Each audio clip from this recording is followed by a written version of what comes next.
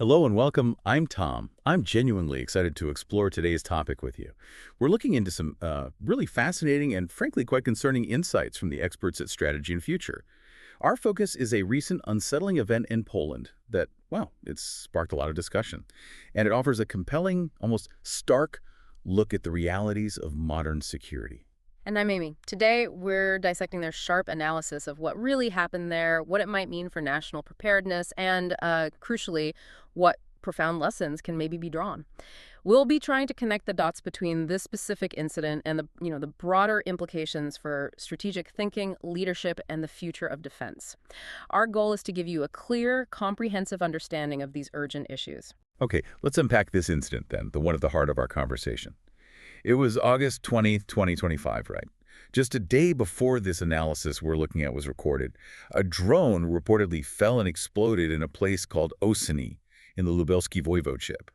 What made this particularly alarming, I gather, was that it had flown undetected for quite a while, 30 to 40 minutes over Polish territory. Yes, that's right. And the initial official story seemed to suggest it was, isolated, maybe even accidental, an undetected event. But the experts we're looking at, particularly Jack Bartusiak, they see this very, very differently. How so? What makes them so sure it wasn't just an accident? Well, what's truly fascinating here and quite revealing is how quickly they peel back the layers beyond that initial explanation. They spotlight a crucial detail. The drone crashed in Osiny. Now, Osiny is just 1.2 to 1.3 kilometers from the runway of the Minsk-Mazowiecki Air Force Base. Wow, okay, that close. Exactly. For them, that's just not a coincidence, not when you're talking about precise maneuvering controlled weapons.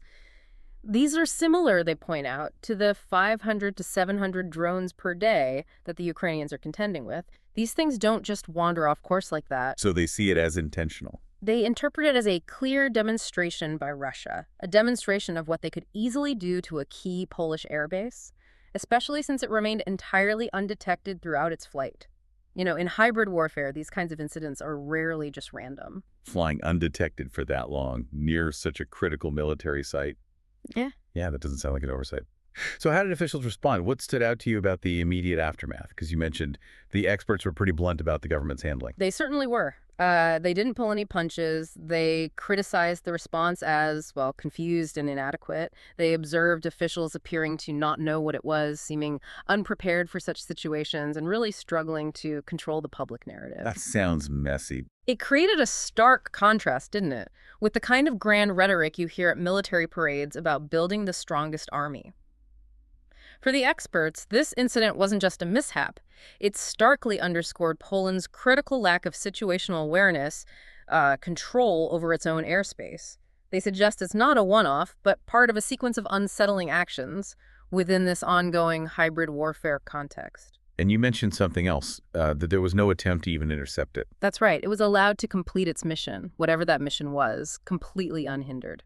Which raises even more questions. Okay, that brings us to the next chilling point. Understanding the potential intent. We hear about drones for attacks, for surveillance, sure. But the material you shared reveals something more calculated, maybe sinister, especially involving tech, like SIM cards. Exactly. And this is where it gets really strategic, you see. The Ukrainians recently reported shooting down Shahid drones, sometimes called Jaren now, that were equipped with Polish and Lithuanian SIM cards. Foreign SIM cards? That sounds odd. Why would they do that? Well, initially some people dismissed it, thought it was absurd. But the experts, drawing on Ukrainian experience, give two critical reasons. First, SIM cards can be used for minor in-flight corrections to the drone's path, a bit of real-time guidance. Okay, that makes some sense. But you said two reasons. Yes, and the second reason is the truly significant one. They enabled the precise identification of air defense fire positions. Think about it. If a drone gets shot down, that SIM card provides exact GPS coordinates of the crash site. So if you shoot it down, you're basically telling them exactly where your defenses are. Precisely. This information is invaluable for mapping out an adversary's air defense systems. It essentially creates a detailed target map for future operations, maybe much larger ones. That's a chilling thought, turning every downed drone into an intel source. So this isn't just about one drone flying off course. It's deep-level strategic intelligence gathering, actively mapping vulnerabilities. You've hit the nail on the head. As the experts put it, this isn't just a random act or an isolated incident. This is about mapping our capabilities. And, more ominously, it could be a precursor to more serious undertakings. It's a clear signal of ongoing sophisticated intelligence gathering, meticulously designed. Even things like SIM cards are being weaponized, transforming these drones into intel platforms. It changes how you have to think about these incursions, doesn't it? It really does. So if these drones are advanced recon tools, not just simple weapons, the defense challenge gets way more complex. You can't just fire million-dollar missiles at every cheap drone. Hmm. So what are the experts suggesting? What kind of solutions are out there, especially if detection is hard? This is where the discussion turns to practical, sometimes surprisingly cost-effective solutions. The Ukrainians, for example, are really pioneering acoustic detection.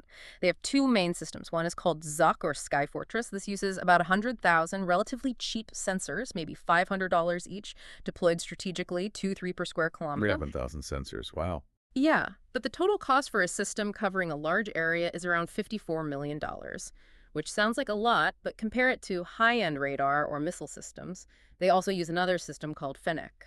And how does acoustic detection work? How do they tell a drone from, say, a tractor or a flock of birds? That's where the really clever part comes in. Research at Kyiv Polytechnic has led to doctoral work using advanced AI modules.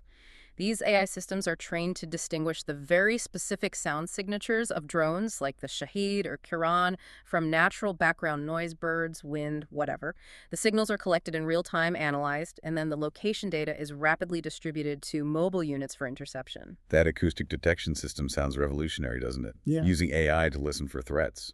And the goal, I assume, is to use cheaper methods for interception, not Patriots for every drone. Exactly right. That's the whole point. Early localized detection allows you to use much cheaper means. Think mobile fire groups with automatic weapons, maybe specialized interceptor drones. You don't want to use a multi-million-dollar Patriot on a $20,000 drone. It's just not sustainable.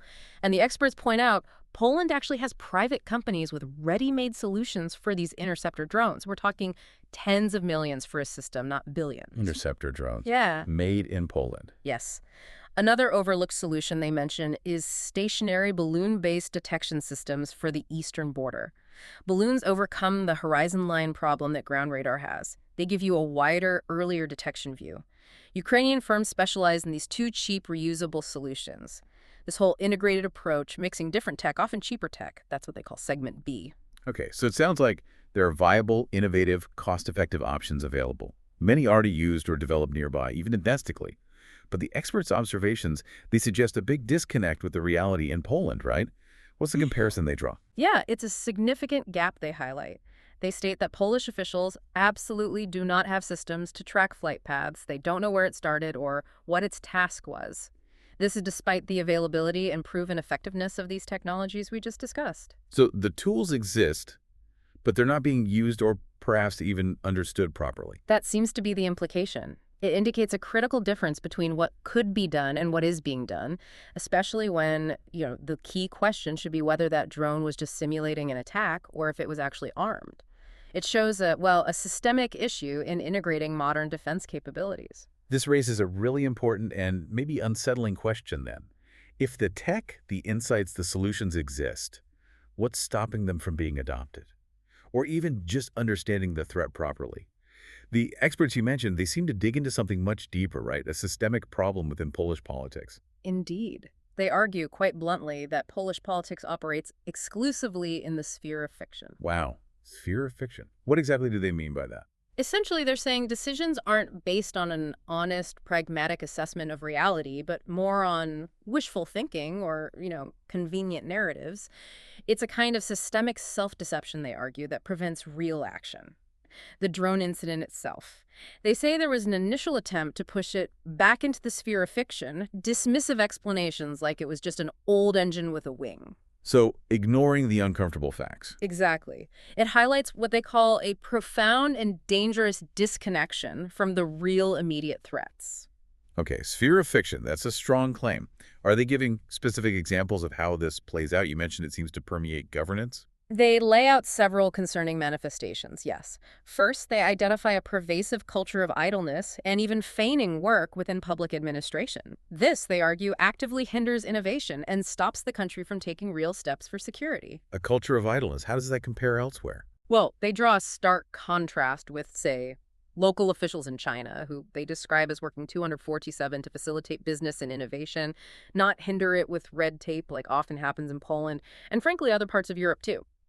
Then there's what they call a critical lack of strategic thinking, a glaring absence of a coherent national security strategy, no modern command and control system, the C2, the nerve center of modern defense. No C2. That seems fundamental. It is, and there's also this noted reluctance, almost institutional, to engage with cutting-edge Polish high-tech firms. They mention ISI, a company offering advanced satellite imagery, 25-centimeter precision, even through clouds. Apparently, former military commanders tried for years to get the Ministry of National Defense interested, with no luck. So ignoring domestic innovation, too. It seems that way, a deep-seated resistance to leveraging their own tech potential. So if you have this culture of inaction, lack of strategy, disinterest in innovation, what are the real-world consequences for Poland's security it's standing? They're severe and they're multifaceted, according to the experts. There's a tangible loss of credibility with key allies. They mention Ukrainians, for instance, increasingly bypassing Warsaw, talking directly to Berlin or Washington because they just don't see a serious, adaptable partner in Warsaw. Ouch. That undermines Poland's position, surely. Absolutely. It also creates a big disincentive for investors, doesn't it? Yeah. Making the region east of the Vistula seem like a permanently threatened zone, which hinders economic development. They actually characterize this whole approach using a fascinating term, fideism in politics. Fideism, like faith-based politics. Kind of. It means taking wishes for reality.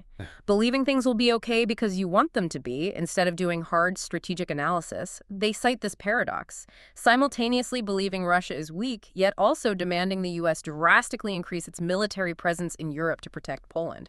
That internal contradiction, it's rarely acknowledged. It's a difficult knot to untangle. It is, and ultimately, their conclusion is pretty stark. They believe a deep trauma might actually be needed for a genuine fundamental shift in the Polish national character and political approach. Because, in their view, 3 decades of the current elites have just demonstrably failed to adapt to the changing world. That's a really unsettling thought, isn't it? That only trauma might force change. It's a truly sobering assessment. Yeah. Suggests the problem is much deeper than just policy tweaks. So, moving forward, if the diagnosis is this pervasive state of fiction, what concrete steps should be taken? How do you build a real, resilient security system? Well, the experts propose a clear path, centered on what they call Segment B, that critical area of dual-use technology we touched on. This isn't just about buying expensive, off-the-shelf military kit from abroad. It's a fundamental shift in approach, the core idea: radical deregulation and bold empowerment of the private sector. So unleashing entrepreneurs. Exactly. Let private entrepreneurs involve private capital. Focus intensely on leveraging Poland's own expertise, IT, robotics, sensors, AI. That's the quintessence of Segment B, they say. The goal is building genuine adaptive capabilities, starting with robust command, control, and situational awareness, that C2 system. That's the foundation of architecture for modern war, not just having more tanks for parades. Right, the brain and nerves, not just the muscle. Precisely. And it also means developing a proactive strategy, not just reacting, but thinking about how to impose costs on an adversary. They mention Turkey's response to Russia as an example of establishing agency, establishing deterrence. But ultimately, this whole shift, it hinges on political will, and honest, transparent communication with society about the real threats, the real limitations, plus a willingness to make difficult, pragmatic decisions. And without that shift, Without it, they warn, Poland will just keep building a semblance of security, a parade force, as they put it, not a truly effective, adaptive defense. It risks remaining a non-participant in the serious international processes that actually shape its own future. this whole conversation leaves us with a critical question, doesn't it? In this era of complex hybrid threats, is your nation truly building resilience, or perhaps just the illusion of it? Something profound to consider as we all navigate these realities of modern security. Thank you for joining us for this exploration. Thank you for your attention. You can subscribe our podcast if you like it. See you next time.